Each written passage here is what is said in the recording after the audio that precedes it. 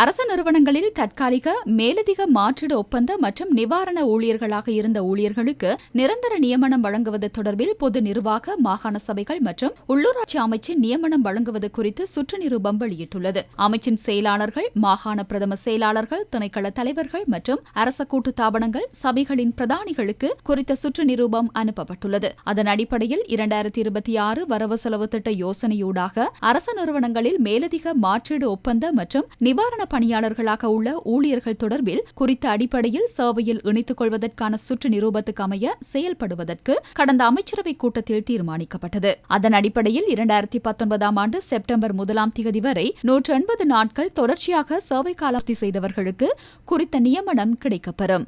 அத்துடன் மீள நடைமுறைப்படுத்தப்பட்ட பொது நிர்வாக சுற்று நிரூபமான 29 கீழ் 2019 சுற்று நிரூபத்துக்கு அமைய உரிய பதவி நிலைகளுக்கான தகைமைகளை பூர்த்தி செய்திருக்க வேண்டும். மேலும் 25 கீழ் 2024 சுற்று நிரூபத்தில் குறிப்பிடப்பட்டுள்ள சேவைகளுக்குரியதாக காணப்பட வேண்டும் என்பதுடன் 2019 ஆண்டு செப்டம்பர் 1 அளவில் உரிய தகைமையை பூர்த்தி செய்த பதவி நிலையிலேயே அதே நிறுவனத்தில் ஒரே சம்பள நிலையில் இதுவரை தொடர்ச்சியாக சேவையில் ஈடுபட்டிருக்க வேண்டும் என்றும் சுற்று நிரூபத்தில் குறிப்பிடப்பட்டுள்ளது.